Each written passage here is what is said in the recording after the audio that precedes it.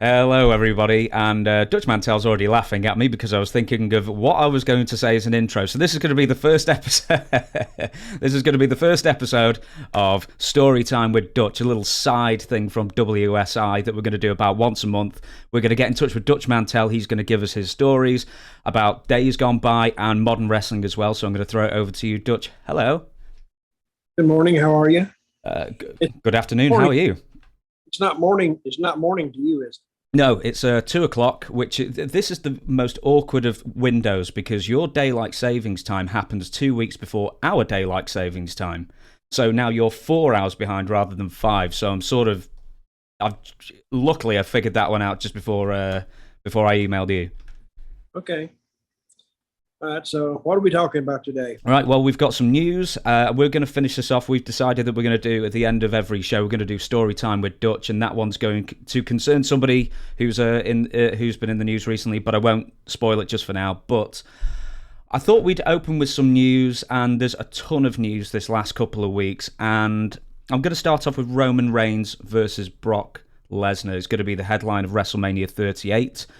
And you were with the company during the rise of Roman Reigns, and you were with the company during a number of Brock Lesnar's biggest matches in his second huge run after UFC.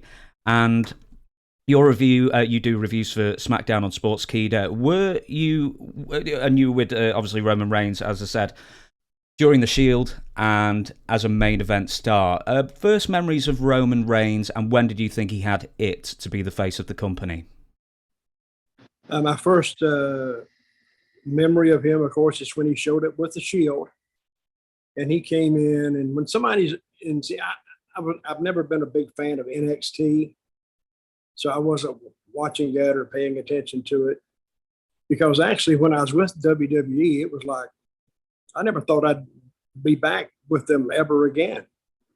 Because hey, when you get a certain age and people say, you're too old or you're too this or whatever.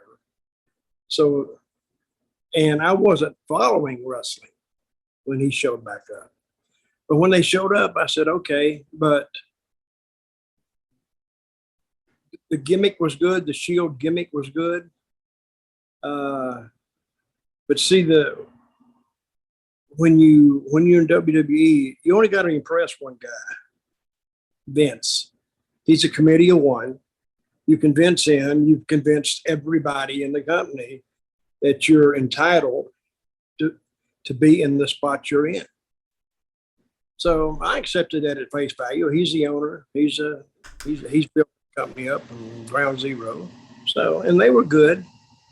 And I don't know.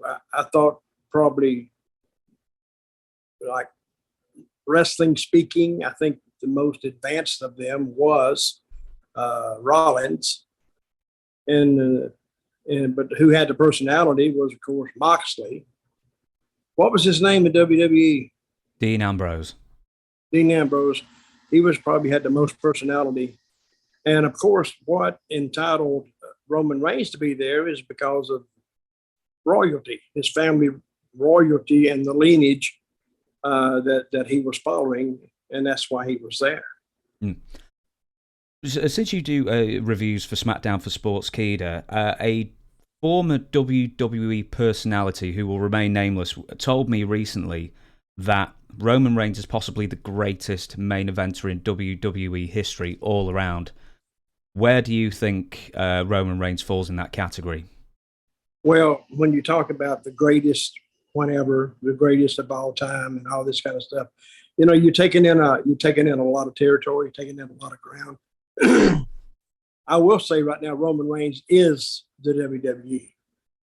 And this is what I thought Vince got away from because he didn't want anybody to be bigger or any name to be bigger than the WWE. Because remember the days of John Cena, when people would go to see wrestling, they say, oh, I'm going to go see Cena, or I'm going to go see Hulk, or I'm going to go see Stone Cold Steve Austin. He didn't like that. He wanted them to say, I'm going to go see WWE. That's what he wants. But if you look at what WWE is presenting, especially on SmackDown, and I do a review of it every Friday night, right after the show ends at 11:05 at sportskeeda.com. You can It's on Facebook, so you can tune in and hear what me and my cohorts have to say about it. But if you think Roman Reigns is all they got, good thing they had Brock Lesnar to step in, because a wrestling roster is just like a baseball roster or a football roster. You got to have bench. You got to have people that can step up and do the job, but they don't have a bench. After Roman Reigns, and I want you to think for me now, who would you go? Who is the next main eventer that the SmackDown bench has? I don't even know who's on which roster. The only guys I know is maybe Bobby Lashley, Drew McIntyre, Brock Lesnar, who's part-time, Big E, who's now out. But still not at the level of Roman. No. Right? Yeah. Of course. And these are main eventers. Like Lashley's on the Raw brand, and Rollins is on the Raw brand. And if they didn't have Brock Lesnar and Roman, I don't know what they would have. What do you think as far as Roman Reigns, when you were in WWE as well, what do you think Roman Reigns was missing that was stopping him from connecting with the audience? Because they, I hate to use the word push, they pushed him as the main good guy for so long, was rejected for so long, and now it seems to have all clicked together. What do you think is the difference? Talking. He couldn't communicate. See, when I went to the ring as Zeb Colter the first time, the people were, I could tell. After a while, you can read the room, you can read the crowd. They didn't know who in the hell Zeb Colter was, but it was up to me to make them give a crap about him. And I debuted in Nashville, and I could tell about halfway through they were thinking, we're not getting this. But toward the end, I picked it up a little bit, and when I got to the end, I said, I want every real American in this building or within the sound of my voice to please rise, put your hand over your heart, and in a loud, clear voice say, we the people. Now they started to get it. The second time I was on, the next week, I mean, we used to do Raw and SmackDown back to back, like Mondays and Tuesdays. They stopped that. But once the people saw that, now it's easy. Now it's easier because it's monkey see, monkey do. And they like that saying. And I was supposed to be like a response to what they call the Tea Party movement in the U.S. at that time. And everybody was telling me, oh, everybody's going to hate you. And I'm thinking, and you can know too much for your own good sometimes. And I'm thinking, I don't know if they're going to hate me that much. Because in some places, me and Jack were like half good guys. And then we were half bad guys. It's hard to say. The only time we were really even in Europe, I mean, the people liked us. I was in Manchester, I think it was Manchester, one of your cities in England there. But I changed my whole lineup. I said, I want every real Englishman in this building. Please rise. Of course, now this is different. They all put your hand over your heart, say along with me in a loud, clear voice, save the queen. And the place went nuts. So, and I only did it one time. I come out and people said, what was that? I said, well, I'm just playing to the house here. But they liked that. So, and I wanted to tell Vince and his little agents running around, guys, they're not hate me that much, but you can know too much for your own good. So I just shut up. I let them, that's their job.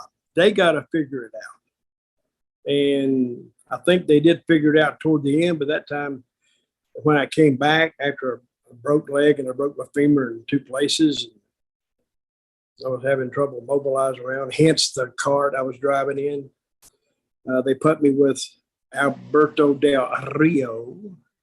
And it was deader than Kelsey's nuts then after that, because that was Vince's idea.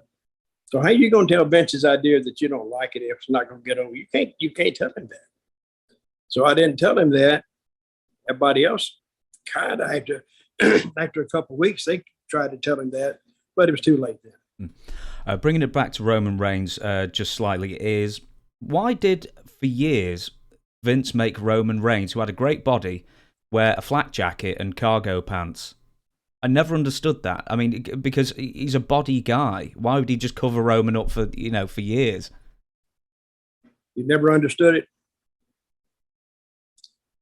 Now you're trying to understand Vince. Now put yourselves in the shoes of the creative team. They don't know what movie he's going to be in, or what vision he has for that day, or that week, or the next pay-per-view. So not only are they constantly trying to create for the talent that they have in WWE, they're also trying to predict Vince's attitudes and moods leading up to whatever particular event they're trying to get to. So I don't envy those guys, because if the whole team agreed that this idea is the greatest idea they've ever had, and they present it to Vince, well, he could just dump all over it right off the bat. That's crap. Get the hell out of here. God damn it, I'm paying you. So it's almost an impossible job. See, to be on creative, even if you did, and I've been on creative before, even if you figure out all these great ideas and things are clicking, creative never gets the credit. The talent gets the credit. They said, man, and they don't mention any creative guy's name. They mention the talent's name. Man, he's red hot. Man, what a great story, whatever. But let it fall off a little bit. Creative is the dumbest son of a guns ever, and they get all the blame. So it's a thankless job, is what it is. Yeah, absolutely. As you know, I always overwrite these scripts and the amount of questions, so I'll skip back and forth with stuff. One thing I did need to felt I needed to bring up was Big E. He fractured 2 vertebrae, I think C1 and C6 off the top of my head. WWE has banned moves in the past, including the pile driver, the overhead belly-to-belly suplex, which injured Big E, and they almost tried to ban the German suplex as well. They almost did that, but I think maybe that was in the Kurt Angle Benoit days, where that was half, a third of their moveset. What moves, if you were going to ban any moves because they were just too dangerous, what moves would you ban? Well, first of all, I'd ban the one that Ridge Holland used on Big E. That'd be one of the first ones, I think. Or just ban him from doing it. See, this is what you have to understand about wrestling, because you have to trust your opponent. See, and I don't know what happened on that. Maybe Big E didn't clear. It's obvious he didn't clear. Maybe he didn't take him enough, or maybe Big E didn't push enough. So I think the blame there is, I think you can put about 25% on Big E and about 75% on Ridge Holland, because it's up to him to get him turned. But Big E should have, and I don't know, it's just one of those freak accidents. But a freak accident can paralyze you for life. Big E is very, very lucky that he could walk away from that. So some of those moves, like what is that move they call the Spanish fly? I don't know. I'm exposing my ignorance. You get rope and you hook him and you go. I forgot who does that, but I think that move needs to be banned. Somebody's going to get hurt with it, and a lot of those dives out of the ring to the floor over the top and all. I guess people pay to see that, but they're very, very dangerous moves. What's a sort of... Another thing is Drew McIntyre. What did he do to Madcap Moss? He hurt him too, right? On a pay-per-view not too long ago. And it was on his neck too. But I blame Madcap Moss on that one. So you're obviously a very smart guy, and you're a smart worker as well. What were some of the moves that people maybe have come to you in the past and you just said, I'm not doing it? Well, they didn't really come to me with moves per se, because it would be just a dead question coming out of their mouths because they knew I wouldn't go or do them. I'm not doing them. Here's a quick story for you. A guy booked me in this. He booked me on this card, independent show. He booked me on this card one time, and he says it's like a no hose barred or something. I says, oh, a hardcore match. I said, I'm not doing hardcore. He said, oh yeah, it'd be fun. I said, no, I'm not doing it. I want to tell you before I come. You can book the match. Well, you can book any match you want, but I'm not doing the hardcore match. He says, why? I said, brother, I don't know you from Adam's house. You think I'm going to let you pick up a chair to hit me and I don't know who you are? I'm not doing it. So he didn't change it because his advertising was already out. So I went on and I told him that night, I said, I'll tell you what I'll do. I'll do the hardcore on you and you just do regular stuff. He said, well, what is you going to leave me? I said, I don't know. You booked it, brother. I told you. I said, you need to learn that when somebody tells you they're not doing it, they're not doing it. So we didn't do it. And the match was okay. Nobody, we didn't do that much. But I was with One Man Gang and this other really young guy wanted to do a hardcore match with him. And Gang said, oh, yeah, what are you going to do? He said, oh, man, do anything you want. I don't care. Just make it look good. Gang went out there and they pissed Gang off is what they did. So he was kind of mad at the guy anyway. He went out and he beat that poor little son of a bitch half to death. And I'm standing back saying, damn, whoa, shit. You can't hurt Gang anyway. And they come back, and I swear, when Gang walked in the room, the kid was over there in the corner crying with tears in his eyes, crying to his buddy. And Gang went on and said, hey, man, thanks for the match. And he said, man, why did you hit me that hard? He said, well, you said make it look good. Yeah, man, but not like that. He said, well, I don't know what to tell you. And he walked on. Be careful what you ask for. No kidding. And he got it, too. Just going on the moves again, just briefly, is what are the hardest bumps to take? In my mind, it's the ones where you're basically not in control of the fall and you're falling backwards from a decent height. Like what? Maybe like a power bomb or something like that, where you're not in control of, you're being thrown rather than in control of the fall. To trust the guy giving it to you, that he's going to put you down evenly on your back. I've seen some guys put them down in like almost neck and shoulders first. That's a good way to get paralyzed. Now, hence, you understand why I'm not going to do those moves.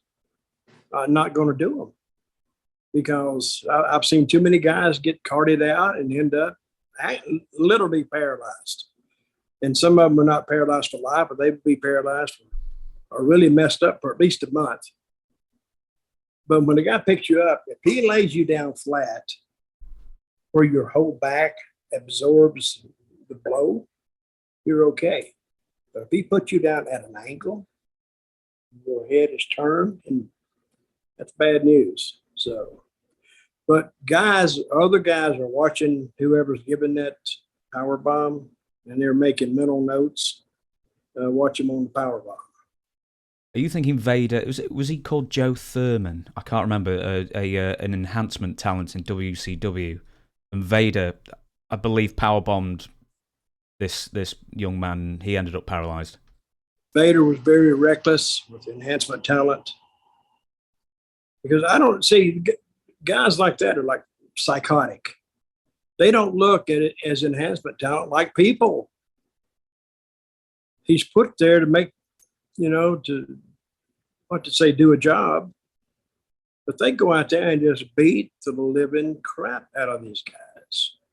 And I don't know why the creative team, they don't see that and at least tell him to, hey, man, ease up on these guys.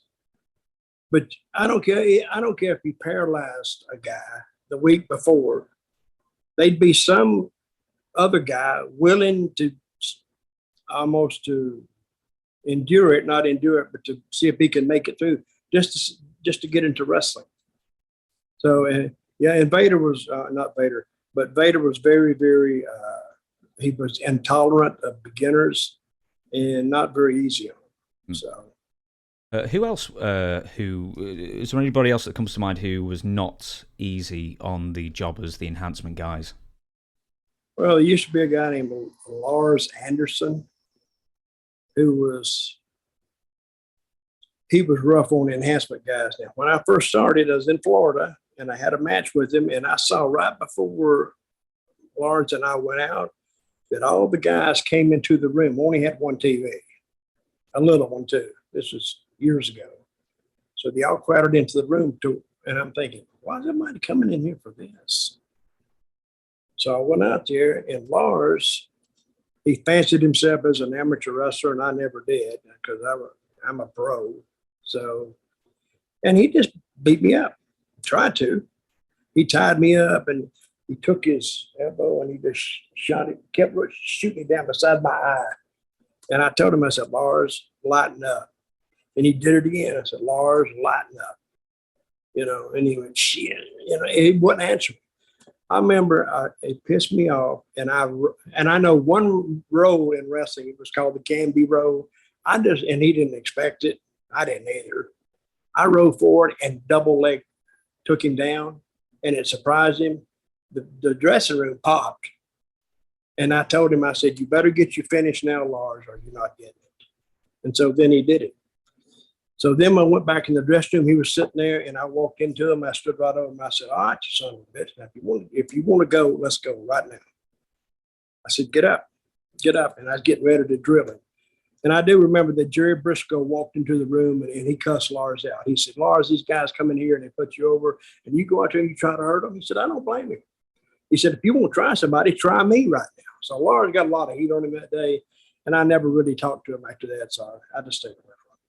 Don Morocco told me about Lars Anderson that originally he thought he was a great wrestler, but then later on in his career, he started trying to copy Johnny Valentine and carry himself, with the long, grinding submissions and stuff like that, and he just entirely changed his outlook and his performance because he just wanted to be Johnny Valentine, the second coming of.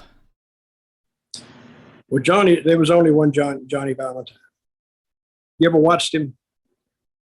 Maybe some old footage once or twice, that's it. Oh. I mean, a short match for him would be 30 minutes. But he would grind it out and grind it out and grind it out. At the end, if the guy was just doing this, like he was going to get up, that was a high spot. And they haven't seen anything up to this point. And I remember some of the matches that Valentine had with Wahoo McDaniel, and I'm going back to the 70s, 80s. Man, they would give each other the chops, and you could hear it all over the building. And the people, they enjoyed that because they truly thought that these guys, and that's why Valentine could get by with it, because he thought it was a legitimate contest. The whole match, all the other cards, the matches could be said, well, they're just for entertainment, or they're all set up. But Valentine and Wahoo, they're really fighting, which helped them. But getting back to Lars had a mental problem too. He was about half nuts. If you ever talk to him, you go, what? I made a few trips with him before this little incident happened. It was in Orlando. Before that little incident happened, and he would just talk you out. And finally you say, God, what? And I made 2 trips with him. I said, I can't take this guy no more. I started actually driving myself. I'd go by myself before I'd go with Lars. There's one more thing that I'd really love to talk to you about, and I just realised that it's probably the biggest news, or some of the biggest news of the year, and I didn't write it down in the script that I sent to you beforehand. So forgive me for this, I'm sort of springing it on you, but I'm sure you've got something to say about The Undertaker, the man you once sent down for romancing the rats in Wrestler's Court, is now finally going into the WWE Hall of Fame. Is there anybody out there who deserves it more than The Undertaker? Well, I knew he would get it as soon as he retired. Hope he doesn't pull a Tom Brady on us and come right back. But I think if he can't perform to the level that he had performed before in a match, I don't think you'll ever see him in a ring, in a match again. You'll see him around WWE. because, and you remember you mentioned to me that Roman Reigns is more WWE than anybody else right now. Yeah. Someone argued that he was the biggest, the biggest star that WWE, or the greatest main eventer that WWE ever had. But I don't know what greatest takes in, but I would think I'd put 2 or 3 people ahead of Roman, and the Undertaker would be one of them. The Stone Cold would be the other one, and The Rock would be the other one. So that's your Mount Rushmore of wrestling. You got the Undertaker, you got Stone Cold, you got The Rock, and if the little unknown or unnamed source in WWE wants to put Roman Reigns up there on the mountain with him, he can. But it's all an opinion. But do I agree with that opinion? No, not really. I don't. What makes Undertaker so great then? Because I was thinking around the same time when a year or 2 years into Undertaker's run as the Undertaker in WWF, Papa Shango had a relatively similar gimmick in the sense of it was dark, bit of magic going on, that kind of thing. So you have 2 people of similar size doing a fairly similar character. Why was the Undertaker so great at it when everybody else who had a similar sort of theme didn't make it to the heights that he did? I think part of that is presentation. Because when you heard that, and it gave you time. You'd have 3 or 4 seconds. Here he comes, and the lights go down. It's a production. And when he would come out there, and Dead Man Walk In, you got, oh yeah, you got Paul Bearer with him. And it was a presentation. It was a show, really, in and of itself.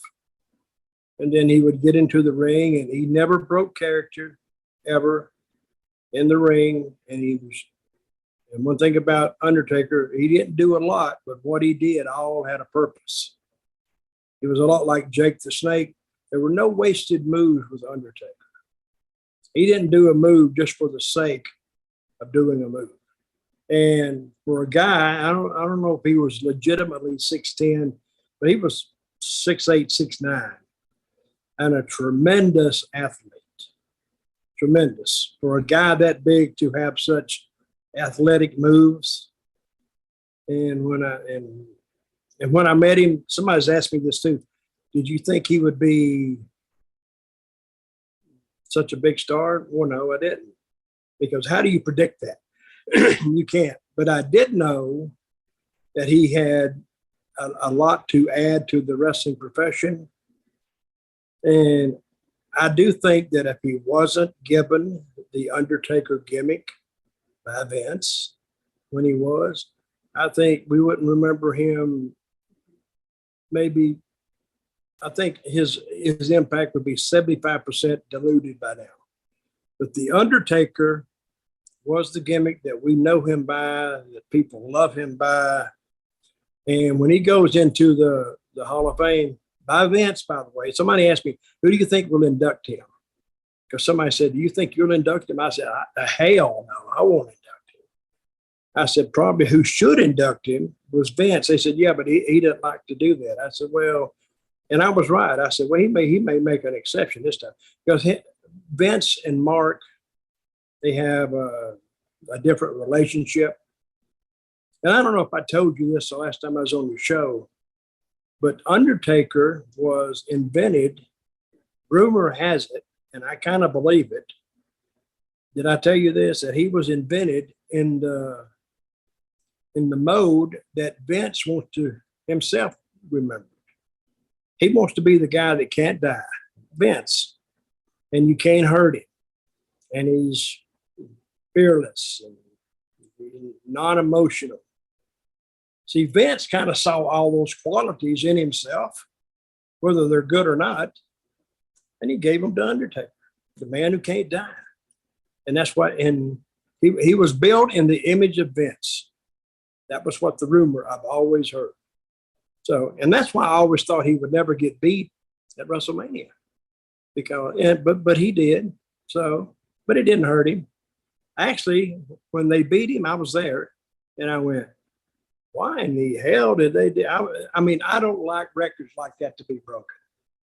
I don't care if it's a setup record or not. I just didn't want it to be broken. And you saw the look on some of the people's faces. They couldn't believe, like, he was 20-0 or 21-0, whatever it was. And when Lesnar beat him, people were going, what the hell? They couldn't believe it. So, and I think that's what you go to wrestling for, to be surprised. And they were surprised that day. But Mark deserves it. You know, I mean, I drove 150,000 miles with that guy, rode with him, and he deserves what he's getting. Absolutely. And in his home state of Texas. Yep. Now, the only other person I thought would induct him was maybe Kane. That was it. Maybe. But Vince is better. Well, you sort of, do you know what? I could talk to you about this all day. Just the Undertaker week, I'm sure we could have an entire show on. But I've got some extra questions for you, and I thought we'd do a bit of a theme on TNA, because when I first talked to you, I wrote a script as long as Gone with the Wind, and we would probably have taken half a year to get through the entire thing. And one thing that I really, really like to hear about is stories from TNA. And the quote I'm going to give you, this was quite a few years ago, I can't remember where it was from, is that you once said that TNA was always an enigma to you. Why? I didn't understand it. It was a mystery. What's that old saying? Is it's a mystery wrapped in an enigma, something wrapped in, I don't know, a question or whatever. But it's like, who's in charge today? Nobody knew who was really in charge and who made the decisions. And because if the decision to be made, it would bounce back and forth. And it was, I also called it, and hey, I'm not going to badmouth the company, because they employed me for 6 years and I had really great times there. But there were times there that were just frustrating. I mean, we really had sometimes no direction at all. And I think we leaned too much on WWE ex WWE talent. And then when AJ was started getting over, but I think that started to ease off a little bit in late, maybe 2007, when we introduced the knockouts. And the knockouts kind of, and nobody wanted to have anything to do with it. I don't know why. Even Vince acted like he wasn't interested. And I thought, well, man, he would seem like he'd jump all over this. You know what I mean? But when I got Awesome Kong in there, and she started beating those girls' asses, people stood up and took notice. Because our biggest rating, this is with Sting in the crew, this is with Angle in the crew, this is with Christian in the crew, AJ, Jeff, Abyss, all of them in the crew, our highest rating, and I think it's probably the highest rating even stands today, was a 3.4 between Kong and Gail Kim. That was the biggest rating they ever had. Because before we would put Sting and Angle, say we put them in a match, we do a 2.5, 2.6, maybe, but we put them together and promoted it a little bit. Hence the term promotion. You got to promote it and tell the people, hey, this is coming up. And they did a 3.4. They almost did a 3.5, and they lost off, I'll say, a couple thousand viewers that they didn't cover that last decimal or whatever, or they would have had a 3.4 and a 3. If it hit a 3.5, it would have jumped it to a 4. They tell me. I don't know how. That's the ratings. But so when we got them in there, and after much consternation and debate, and after a couple of weeks, people said, hey, I got an idea for Kong. I said, I don't want to hear shit, because you didn't contribute nothing, because you didn't, when I wanted to bring them in, no, you didn't say nothing. I said, I'll just I'll just use my own stuff. And what made them work was patience. Patience. Quit jamming them down everybody's throat. Let it build organically from within, and it did. And people used to look at me and they said, "What are you talking about organically?" I said, "Let it grow from the inside out, and we'll get there." Okay, whatever. But after about a month or two, nobody said nothing to me about it. They left me alone. How much credit does Savio Vega get for helping with the knockouts? Because he was training with the girls exclusively, I believe, at that time, wasn't he? Well, Scott D'Amore too. Scott D'Amore deserves credit. And Savio. Because Savio and Scott, they have patience, which I'm kind of short on. So, and if Scott wasn't handling them, Savio was. And he helped those girls immeasurably, really. Now, did our girls look as great as WWE girls? Well, if you're going by just beauty, maybe not. But guys, see, they were trying to hit this magical 18 to 32 male demo. And I told the guys at Spike, I said, "How do you think the best way to hit that demo is?" "I don't know. You tell me." I said, "Don't you think having half-naked women between the ages of 20 and 26 or 27, don't you think that would draw a male demographic of 18 to 32? "Oh, yeah, it would be." I says, "What's the big debate?" And I wanted to do an all-girl show because I remembered Glow. Then, of course, they had Shimmer later on, but they didn't have TV, I guess. But I thought an all-girl show would go. I still think it'd go. And I heard that they have one. Did you tell me they have one out now? No, it wasn't me. No. Okay, somebody told me the same guy who had Glow, whatever his name was, I think he's coming out with another one. And I don't know if I told you this, but the first time I met with the girls, because they were ecstatic.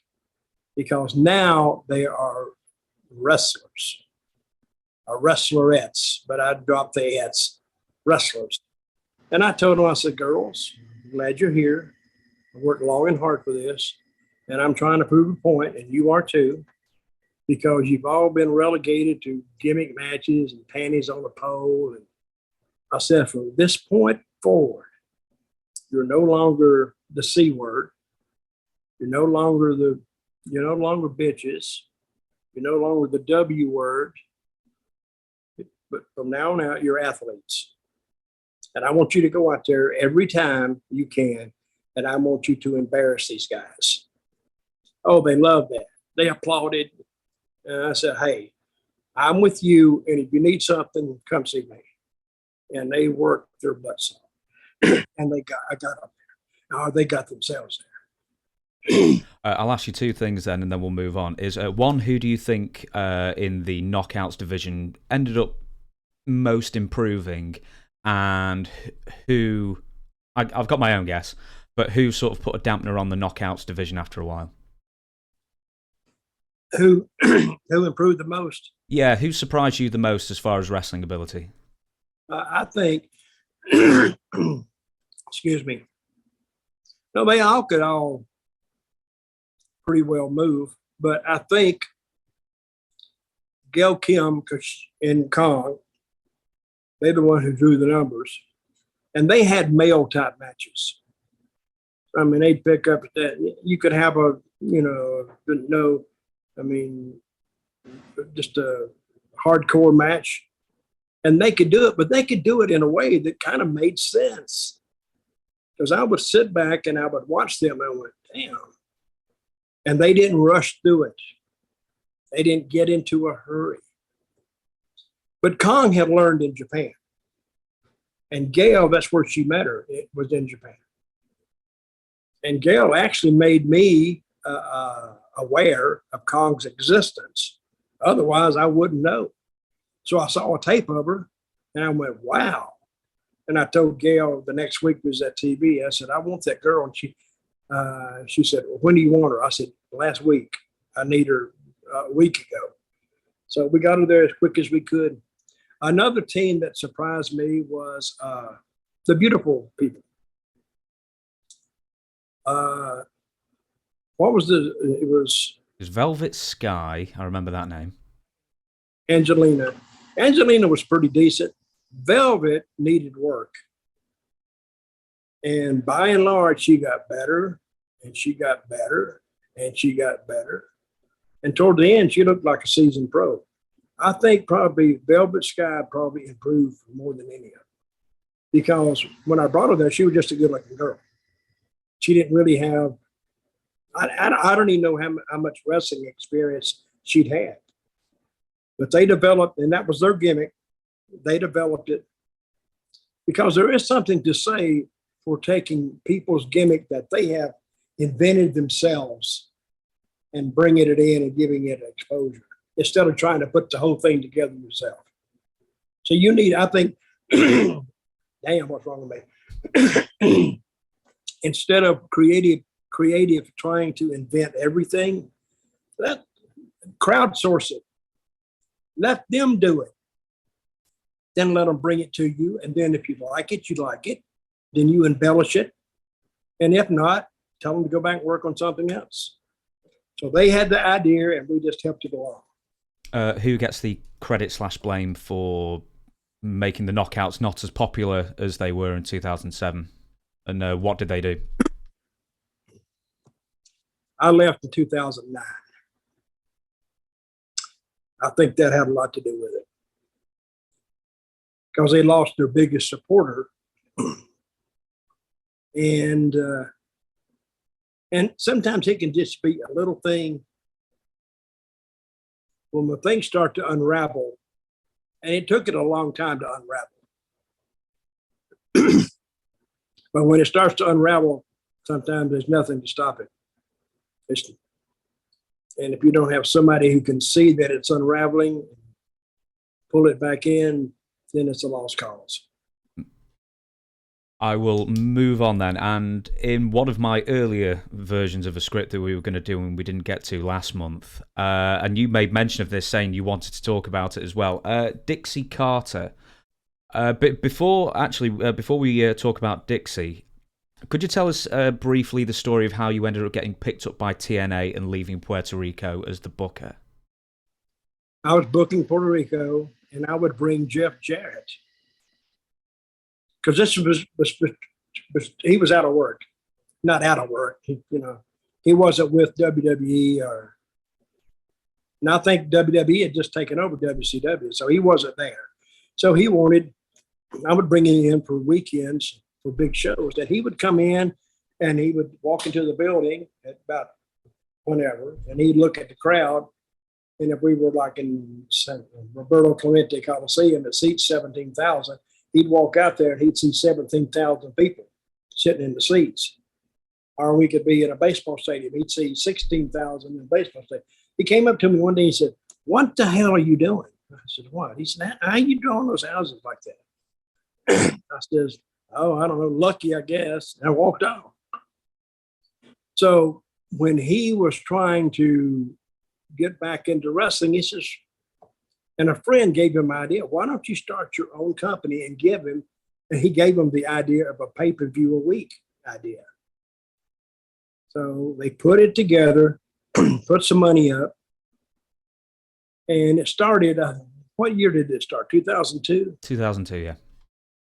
Okay. And I was on the first 2 shows, maybe the first 4 shows. And they thought their first show had done like 80,000 buys. But it hadn't. It did like way less than that. I don't know. And they had gone out and spent money that they thought they would have, but they didn't. So, and that's when Dixie Carter came in. Because Jeff had met her somewhere in Texas, I don't know where. And she was living in Nashville then. That's where TNA's base was. She had moved to Nashville and started some kind of public relations firm or something. And he went to talk to her, and he gave her just a down low on it. And she says, well, let me talk to my father. And called him back later that day and says, can you meet with my father tomorrow in Dallas? And he said, and the next day, so they flew down there, and the dad bought in, Owen Carter. He bought in, and they were back in business. Otherwise, if that hadn't happened right when it happened, there would have been no TNA. When you first came in as Booker, was it 2003 we're talking here? Yeah, I went back. Yeah, so you went back to Puerto Rico for a bit, and then you came back to TNA, and then you started, I think, full-time in 2003 as a booker. What were the differences before Dixie took over and after Dixie took over, as far as who you were working with in the office and in creative, and who you were reporting to as the boss? Was it Jeff or Jerry or just Jeff? No, it never was. It was Jerry maybe a couple of times. That's it. And then Vince came back in. And I think that's the reason Jerry stepped out, because he didn't like Vince. Of course, Vince knows this. He knows Jerry doesn't like him. Not as a person, but as a wrestling booker or creator. This is what I heard. And I was never the booker, because you don't really have bookers anymore. You have creative members. And of course, Jeff was the head of that.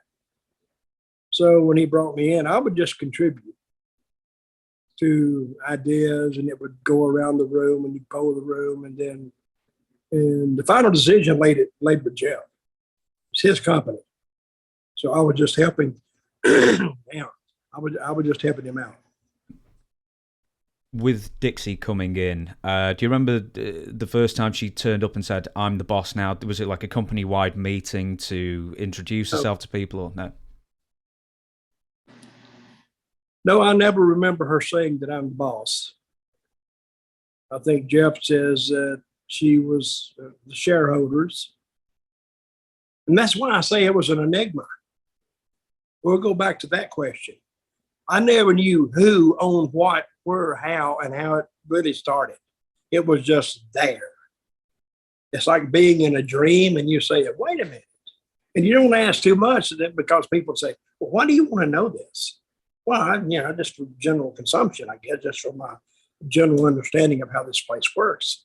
That's why it's an enigma, because I never knew where the power, I never know where the orders come from, or any decisions on money, or I never knew what the buy rates were, ever.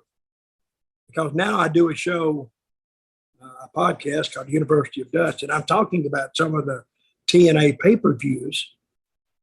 And like you send me a question list, well, the guy sends me like what we're going to talk about, and he'll list a buy rate, 20,000 buys. And I went, wait a minute, how do you get these numbers? And he said, oh, they're written down. I said, well, I don't know where they're written down. I said, I'll tell you one place I know you didn't get these numbers. And he said, where? I said, from Dixie.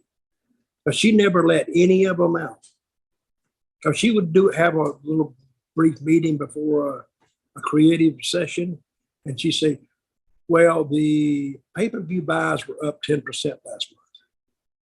And I'm thinking, 10% from what? I didn't know what the previous buy rates were. So if it was 100, well, we got 10 more buys now. It's 110. That's good. It's up. But you don't have any base example to base anything on. So that's why I say it's an enigma, because I was almost in a fog the whole time I was there. Did you ever have any like one-to-one interaction with Dixie, have a sit-down meeting? Did she ever come to you, say, with some creative ideas, anything of that nature? No, but what would happen is a lot of the talent would go to her as a friend, because Dixie liked to knock them down sometimes. So they would find her in a bar. They'd have a beer. They'd have a drink. But they would talk to each other, not like boss. Because Dixie's very personable. You kind of like her. You're talking to her. And boy, she can slam it down to you. She would have a good time. But they would get to talking to her, and Dixie would get to liking them.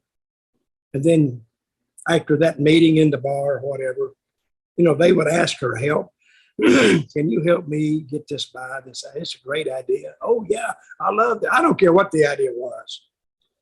She had no station in wrestling to base it on anywhere.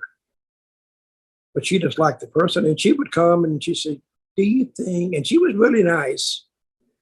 Said, do you think we could help so-and-so out? He's got this idea. And I went, what are you going to say? She's the boss. So you'd say, okay, we'll look into it. And that's all she'd say. And she'd be done with it. Because we very seldom did we take her advice, because it was based on not that what we thought could grab a footing in ratings or adding to anything, but it was just to silence her. And then Dixie would give her an out. She said, well, I told them. And then it would usually go nowhere. So, as an example, let's pluck a name out the air and say Dixie Carter comes up to you and say, hey, how about we give Kevin Nash a 3-year run with the title? Was it never quite as overt as that? Well, that wasn't going to go, because remember what I said, because if it's going good, talent gets all the credit. And if it bombs, creative gets all the blame. Well, if we'd have put that title on, I know it's just out of the blue, and it bombs, guess who's in trouble of losing their job? It's creative, not him, because Dixie likes it. So, and that is, I don't know if she ever suggested that so overtly, but I'm sure that Jeff could have a few more stories about that, because he dealt with them more than anybody else. And hopefully I'll end up speaking to Jeff at some point in the future. You never know, but we've got about 10 or so minutes left of this show, and we're going to do a feature every month of Storytime with Dutch, where he tells us a story from someone he's met, or just any old story he likes, entirely up to him. And this month it is going to be about the dearly departed Scott Hall, who died as we record this 2 days ago. So the floor is yours. Scott was a good guy, and I met him way before he ever showed up in his first big territory was Mid-Atlantic. But before then, he had worked at Continental, and I think he had come through Florida. So he had a little bit of experience, but not much. And as we, when I put that Mount Rushmore up, you can add 3 more names to that. You can put Scott Hall in there too, Ray Ramon, and you put Nash in there. So that's now our Mount Rushmore is getting kind of crowded. So we're going to do 2 Mount Rushmores. But so the first time I met Scott Hall, I was working in Continental, and Robert Fuller, who was the booker. And you ever know Robert? I've never spoke to him, but I know many stories of him. He's friggin' hilarious. I always called him like similar to Foghorn Leghorn. Remember the chicken? And he was all arms and legs, but a really good guy. And he told me, hey, Dutchman, Scott Hall. I said, I've heard the name. Well, he's coming in, and, he's going to start next Saturday. Dothan. Okay. So we would make the trips down south, and we do 2 days, Dothan and Montgomery, and we'd stay over. And Robert used to pretty much use the chemicals a lot. So man, we'd start on the trip, And you could tell when Robert was doing it, and he'd say, he'd be driving there and he'd be pulling on his hair. And I said, boy, man, he's really out of it today. And he just grit his teeth and just keep driving. And his eyes like, oh, so we finally got to Dothan, and he went, hey, and Jimmy Golden was with us. We pulled up to the door, and he says, oh, God, take care of it, boys, till I get back. And he left. We don't know where he went, but he went somewhere in the building. So, and he was the booker. So me and Jimmy were sitting there. Matches started like 8:30. And we got there about 7:15. No Robert. And, you know, the lineup was, somebody put the lineup on the wall. So we're just sitting there, and what are we going to do? So finally, Jimmy come to me. He said, well, Dutch, I don't know where Robert is. We're going to have to get some of these guys set up. So we started handing out, like, you know, we knew what needed to be done, but it wasn't our job to do it. It was Robert's job. So we was doing it for him because Robert was gone. He was missing in action. We found out later where he was. So we give all finishes out, except for the last one, because that was Robert and Jimmy was in it. And we figured Robert would be back in time for that. So we finally found out where Robert was. You know where he was?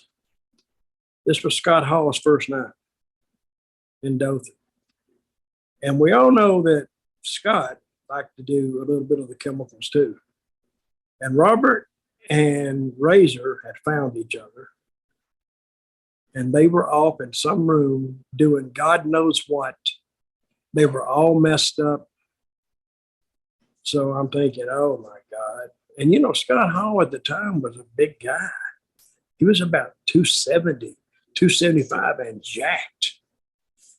So, and I didn't know him, and I never worked with him. So I don't want to get hurt. So this is the finish. I said, you tell Scott Hall, and I'd never met him.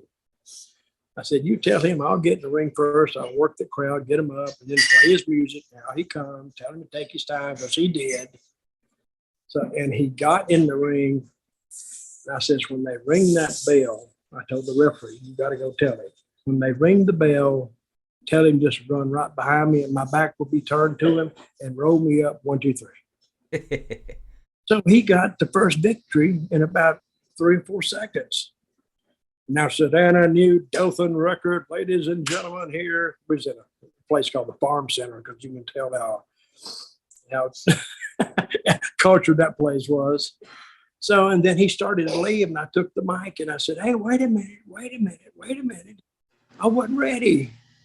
You cheated. You this. You can't do it again. And then, of course, we milked the people a little bit. Go.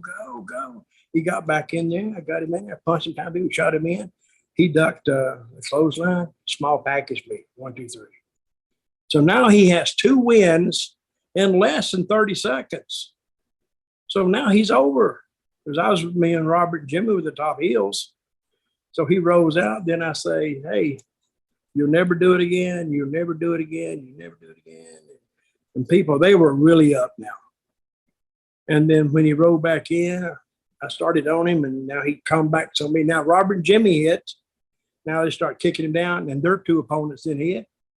We're off to the races. So he won by going short, and they didn't expect it.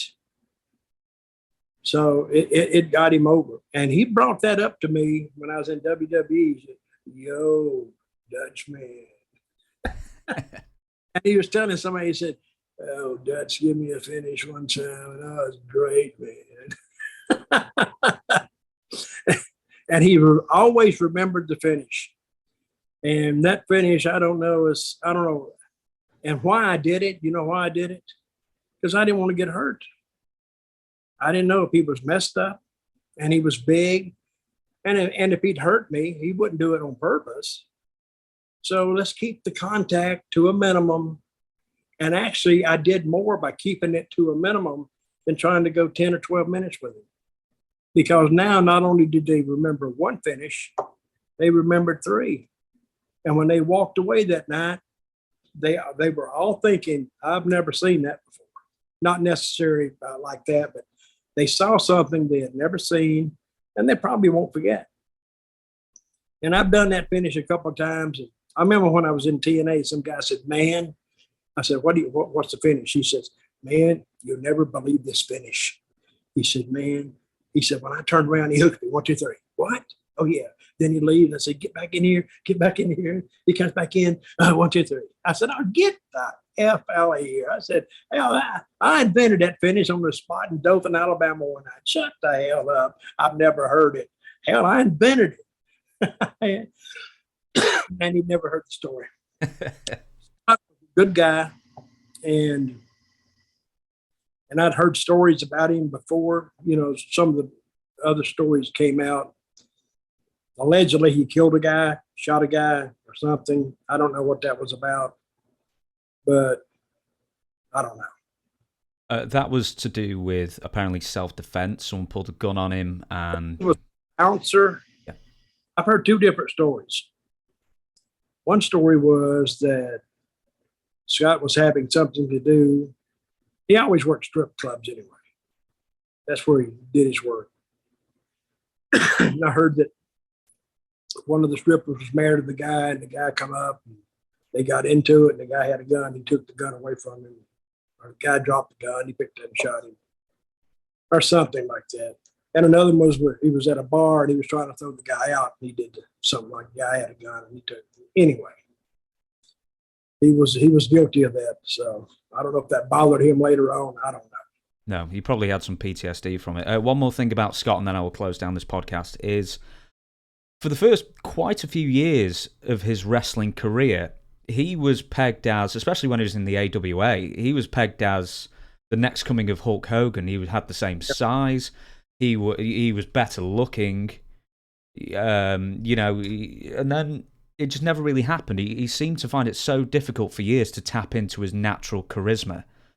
Why do you think it took so long for him to just sort of just realize who he was, and then he was off to the races then? Well, I don't know why. I can't put a reason on it. Because he was big, looked great, good looking guy. I don't know if it was, I think he needed that Razor Ramon edge to get him over.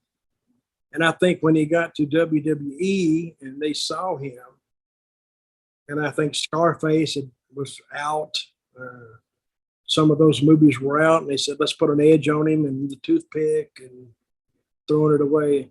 It all added into that character, this is where creative actually did a good job.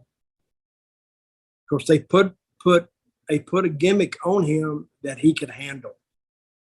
See, I've seen some, like if you see Ronda Rousey now, they're trying to make her like, she was a natural heel to begin with. I think she's finding it a little difficult to be a baby face because I don't think that's her natural personality. But so she's trying to transition into a character that I don't think she understands it. And on one of her interviews on SmackDown last week, I think she actually forgot her interview. I think she was out there going, oh, well, and when they just stumble around, they've actually forgotten it. Somebody just went out there, Charlotte started it for or something, I don't know. But getting back to Scott, did a great job of what he was given, and very sad for him. He actually had a rough life because he got on the drugs. That's no secret. And I've been around him on some shows. It was sad, really. Sort of put a full stop on it. You were the most charismatic wrestlers there ever was. Great look, great interview when, I think especially in the NWO. I mean, a cardboard cutout of Scott Hall was more popular with the crowd when Kevin Nash used to bring out a cardboard cutout in '99 or whenever he wasn't on TV, and that would get a better reaction than 90% of the roster that there was wrestling. Well, a lot of time when you talk about Kevin Nash, he just did his own interview. I think creative should be there to lead, not necessarily to write every word.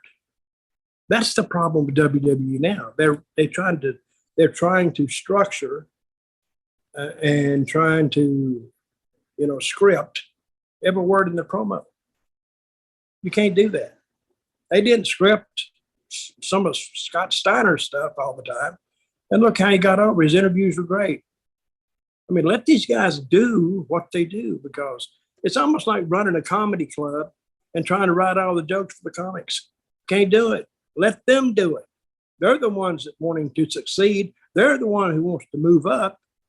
So let them compete on an equal basis, because as you have it now, a lot of times when they're competing out there on interviews, that's creative competing with themselves, and it doesn't work. I don't know what takes them so long to figure that out, but when they do that, and that's what I like about the new group, AEW, you can tell those interviews aren't scripted. Maybe scripted in their heads, and they're good. They're really good.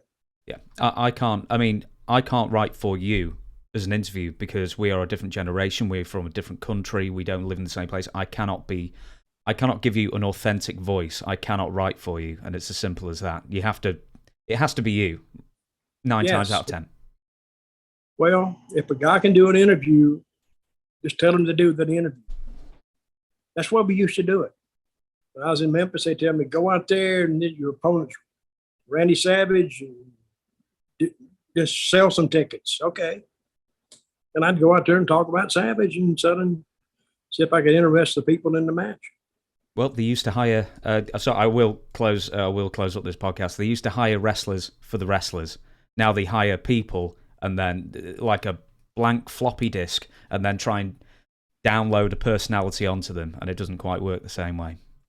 It doesn't work at all. And it would seem like by now, that's a fact that should be known.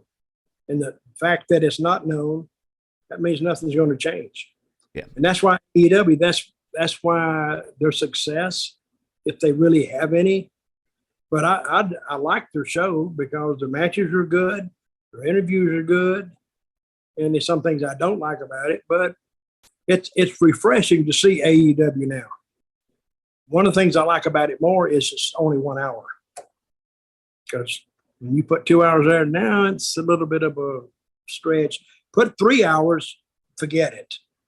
I'm out. That's why I don't watch Raw. 3 hours, that's a commitment. I'm not doing it. It's like I ain't doing it. Absolutely. Right, so then I'm going to close this podcast down. So everybody knows, we are planning to do this maybe once a month, every 4 or 5 weeks sort of thing. Dutch is up for it. I'm definitely up for it.